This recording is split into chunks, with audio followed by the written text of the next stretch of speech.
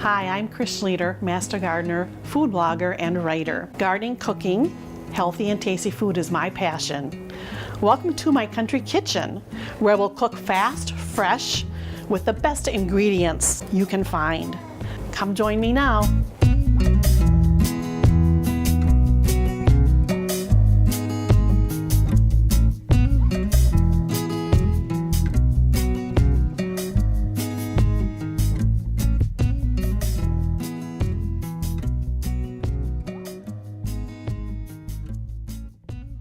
Today we're going to talk about eggs. Eggs are a staple of many homes and something that you can use a lot of, but I'm going to show you some really different ways to use eggs and maybe some things that you might think are a little bit harder, but I'm going to show you how easy it is to make excellent dishes with eggs. How about some omelet croissant egg boats? It's a great way to use up some croissants that are a little dried out. Now you also can use this with maybe a garlic bread and just scoop out some of the bread that's in the middle.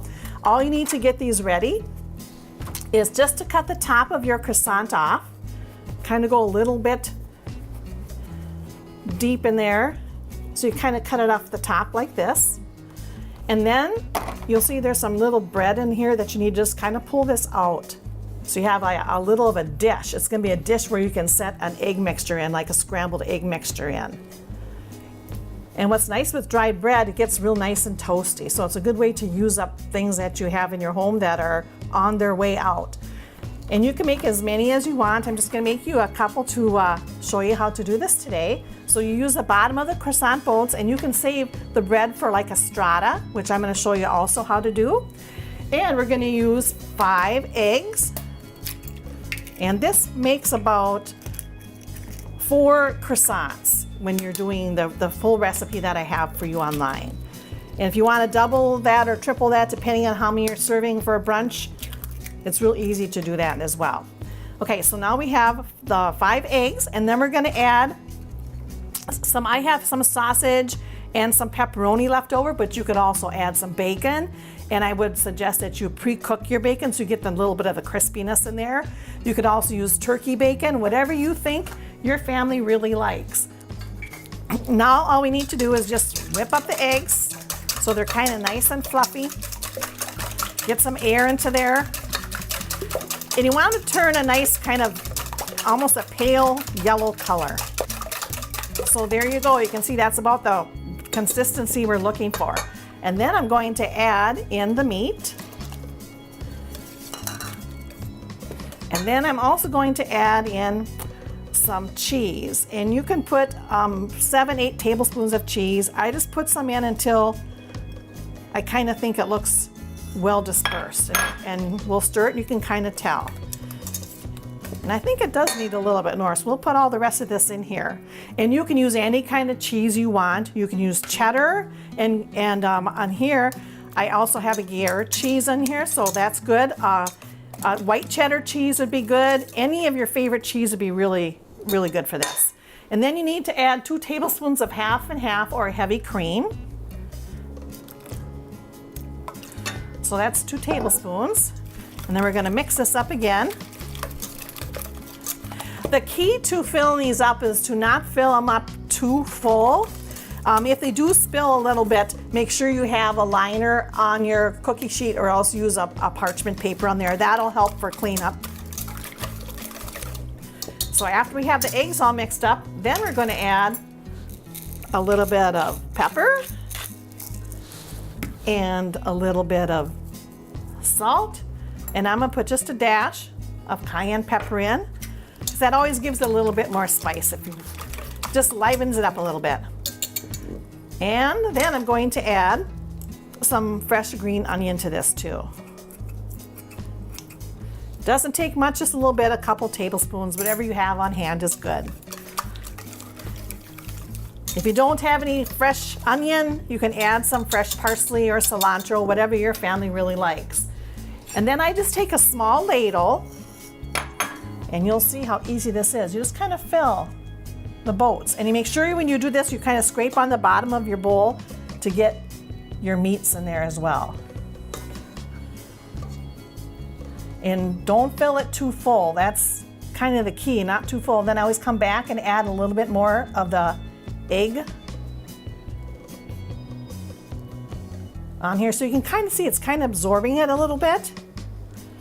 So stir it around, get your bottom ingredients in there, like I have the sausage and all the cheese in there, and it kind of sinks to the bottom when you're starting to fill them. So just make sure you just kind of reach for the thick stuff on the bottom and then put more of the egg mixture on top. Now I have the oven preheating at 375 degrees, and I'm going to check it at about 10 minutes, but they usually only take about 10 to 20 minutes depending on how full you fill them and also what size of croissant you use. I suggest using a large croissant. The little ones are really teeny and they're hard to do, but this is a perfect size for one serving. So I'm going to snap these right into the oven, and then when we get back, we'll add a little garnish to them. Here's our croissant boats. Don't they look good? They're nice and golden. The cheese is melted and the eggs are all nicely done. I'm just going to garnish these with a little bit of some roasted red peppers. You can use whatever garnish of vegetables you have too, but it adds a little bit more color to them. And then I'm also going to put a little bit of some parsley on there, some fresh parsley. You can use any kind of fresh herbs that you have in the garden as well. Fresh chives would be wonderful on these, as they would be a good flavor for this too. And the parsley on this one here. So you can see it adds a little bit more color when you put some freshness onto each plate. And there you have it. These are so simple to make, and it's a great way to use bread that's getting on the dry side. And remember, this will also work really good with the garlic bread as well. So try that too. Now we're going to make some mini quiches. Mini quiches are fun because they're great for like a breakfast, they're great for a shower, a special event. Maybe you want to do a Mother's Day brunch or something that's really special. Try them in these little mini muffin cups. You can buy these at any store.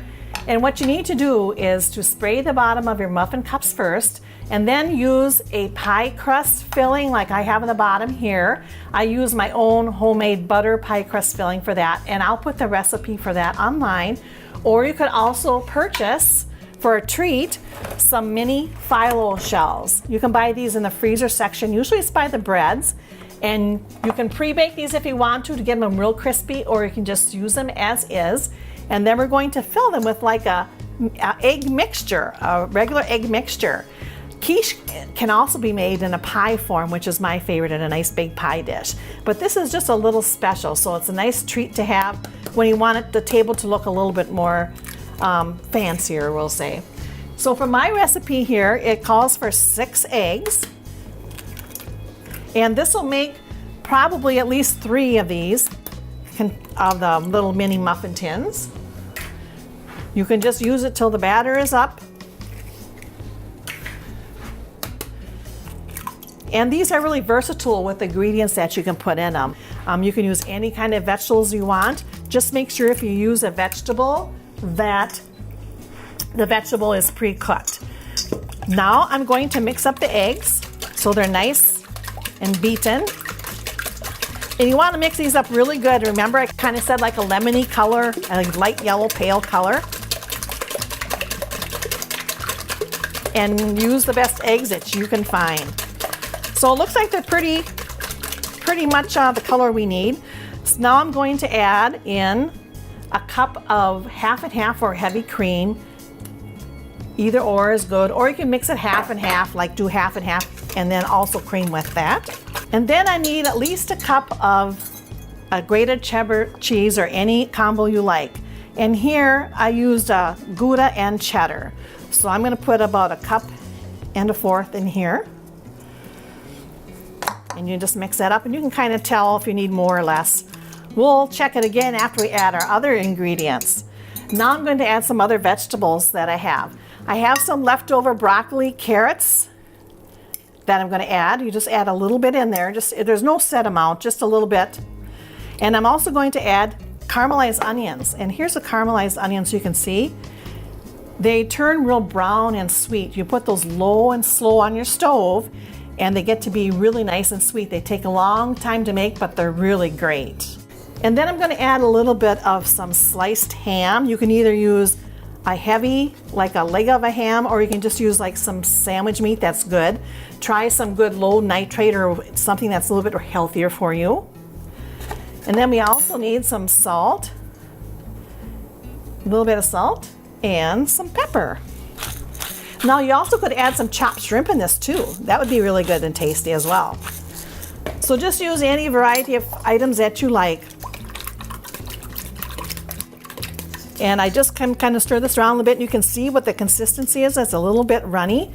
So I'm going to add some more cheese to that. And the oven is going to be at 350 for these, and they only cook about 15 to 20 minutes. You just want them nice and golden. And the only part that's tricky about this is you don't want to fill them too full. So I'm going to start filling these for you so you can see how I do it. It's not hard at all. You can just use a little tablespoon measure. And again, your ingredients always seem to fall to the bottom when you have liquids because they're heavier than the liquid is. So I just put them in there, and don't fill them up too full, and try to get the stuff on the bottom of your bowl first.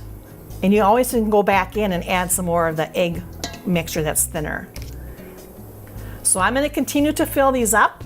And when I finish them, I'm going to stick them in the oven at that 350 degrees, and they're going to cook hopefully about 15 minutes. Okay, we have our miniature quiches done. They have the little goldenness to them, and we have them nested on a bed of sprouts. If you want the recipes, go to Cooking in the Country with Chris on my Facebook page, or you can go to my website, cjinspirations.wordpress.com. You'll find the recipes and more there.